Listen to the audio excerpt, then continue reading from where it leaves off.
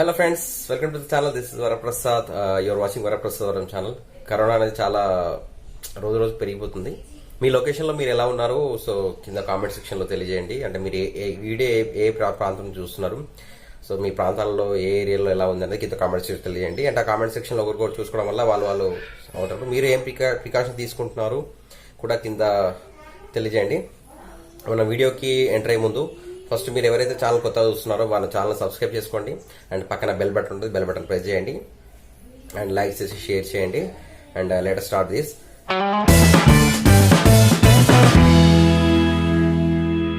So first of all నేను మీకు చెప్పాల్సింది ఏంటంటే, నేను ఒక గత అంటే 2005లో నేను శంషాబాద్ అండ్ బేగంపేట ఎయిర్పోర్ట్లో జాబ్ చేశానండి.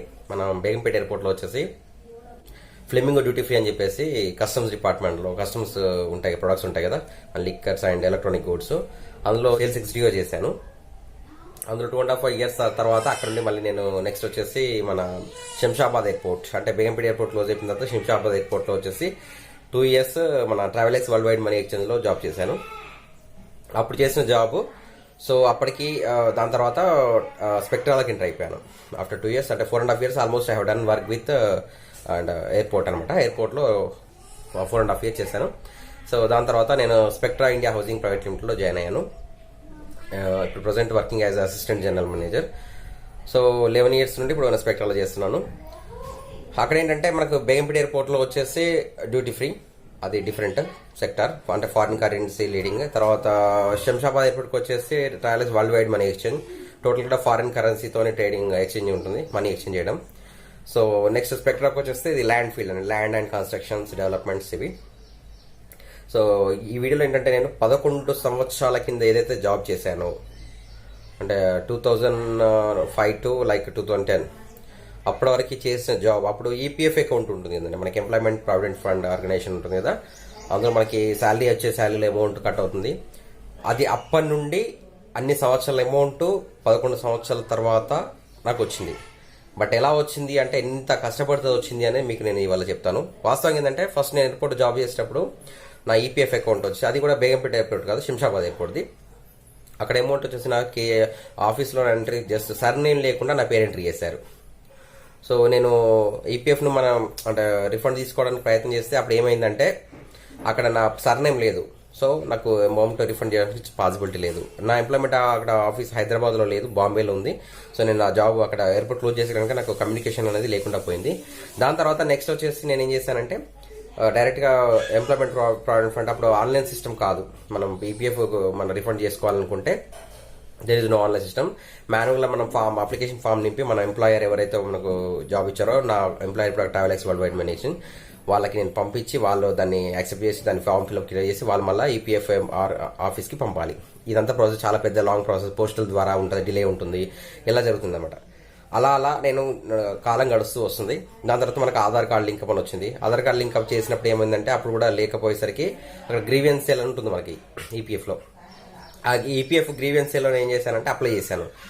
సో నా కంపెనీ ఇది, నేను నా ఆధార్ కార్డు మీద సర్నేమ్ ఉంది, బట్ సర్నేమ్ ఎంటర్ కాలేదని మెయిల్ కూడా చేశాను. సో చేయడం వల్ల ఏంటంటే, వాళ్ళు గ్రీవెన్స్ దాన్ని 1 week 10 daysలో నాకు ప్రాబ్లమ్ సాల్వ్ చేసేసి నా యాస్టీస్ ఆధార్ కార్డు ఉన్న పేరు, పాన్ కార్డ్ నెంబర్ డీటెయిల్స్ అవన్నీ కూడా నేను అప్లోడ్ చేశాను. అవి కూడా మ్యాచ్ అయ్యేలాగా వాళ్ళు నాకు 10 daysలో నాకు పరిష్కారం చూపెట్టారు ఆన్లైన్ ద్వారా. సో ఇది అయిపోయింది. మళ్ళీ అప్లై చేద్దామని పోతే తీరా అక్కడ there is no father name on employment card. Employment ఆఫీస్లో ఆ ఎంప్లాయ్మెంట్ నా ఎంప్లాయర్ దగ్గర నా ఫాదర్ నేమ్ అని ఎంట్రీ కాలేదు. సో అది మళ్ళీ ప్రాబ్లం వచ్చింది. దానికోసం వెయిట్ చేస్తే ఎన్ని రకాలు చేసినా కూడా దెర్ ఇస్ నో ఆప్షన్. అట్లా నేను ఒక 5-6 years వెయిట్ చేశాను మళ్ళీ. సో 6 years వెయిట్ చేసిన తర్వాత మళ్ళీ ఆ అప్డేషన్ రాలేదు. సో ఎలా ట్రై చేస్తుంటే ఆన్లైన్ అంటే system waiting for that system, అంటే ఎలా అయినా ఇది నా ఈపీఎఫ్ అమౌంట్ తీసుకోవాలి, అసలు వస్తుందా రాదా అనేది నాకు భయం ఉండేది. అంటే అంత కష్టపడ్డ అమౌంట్ కదా, ఎందుకు వదులుకోవాలంటే. సో నెక్స్ట్ ఏమైందంటే, నేను ఎంప్లాయ్మెంట్ ఆఫీస్ ఖతర్లో ఒక ఫ్రెండ్ ఉంటాడు, అదే జాబ్ ట్రావెలెక్స్లో వాళ్ళు చేస్తున్నాడు, అక్రమ్ హుస్సేన్ అని చెప్పేసి, అతని కాంటాక్ట్ చేశాను. సో ముంబైలో ఉన్న కాంటాక్ట్ నా ఆఫీస్కి సంబంధించిన హెచ్ఆర్ నెంబర్ ఇవ్వమంటే వాళ్ళు ఇచ్చారు. ఆయన కాల్ చేస్తే అతను కాల్ చేసి సో ఇంత వర్క్ చేశాను, ఫాదర్ నేమ్ ఎంట్రీ లేదని చెప్పేసి నేను ఫోన్ చేసిన తర్వాత డీటెయిల్స్ అడిగేసి ఇంకా ఫాదర్ నేమ్ ఎంట్రీ చేశారు, పంపించారు. ఓకే అనుకున్నాను. మళ్ళీ నేను ఆన్లైన్లో ఈ ఎంప్లాయ్ చూస్తే నాకు అక్కడ మళ్ళీ ప్రాబ్లం ఏంటంటే యూఎన్ నెంబర్ ఉంది.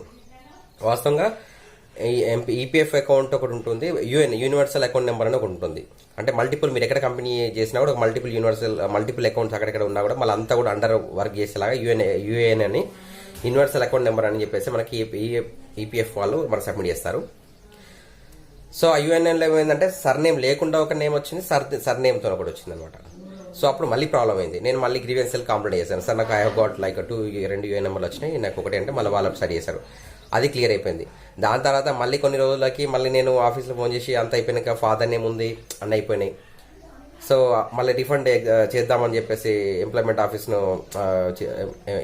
ఈపీఎఫ్ను మనకి కలెక్ట్ చేసుకుందాం అని చెప్పేసి ఆలోచిస్తే అప్పుడు ప్రాబ్లం ఏంటంటే డేట్ ఆఫ్ లీవింగ్ అనేది లేదు అని చెప్పేసి మళ్ళీ వచ్చింది.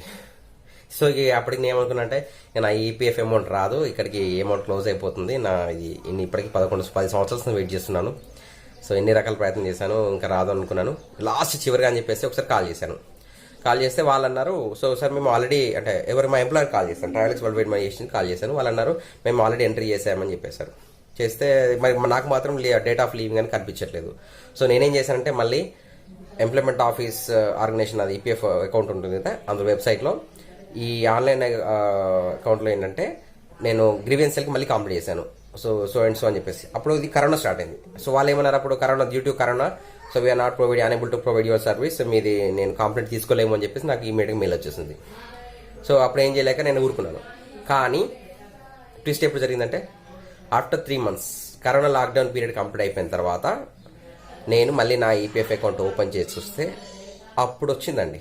అంటే date of leaving, reason of date of ఎందుకు అంటే జాబ్ ఎందుకు వదిలిపెట్టారు అన్ని రీజన్తో సహా అప్పుడు ఎంటర్ అయి ఉంది, అప్పుడు వచ్చింది. దాని తర్వాత నేను మళ్ళీ అప్లై చేశాను. సో కరోనా లాక్డౌన్ అయిపోగానే అప్లై చేశాను.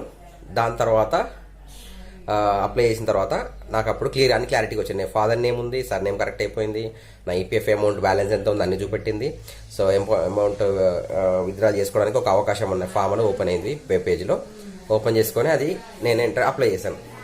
సో అప్లై చేసిన తర్వాత మళ్ళీ దాన్ని చూస్తే అండర్ ప్రాసెస్ అంటూ అది కంప్లీట్లీ ఒక ఆల్మోస్ట్ మళ్ళీ 3 months వరకు నాకు అండర్ ప్రాసెస్ అనేది చూపెడుతుంది.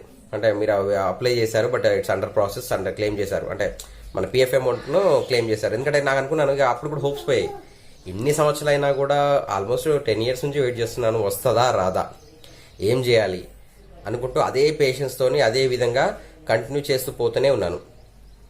లాస్ట్గా ఫైనల్లీ ఐ గాట్ అది ఈరోజు అండి.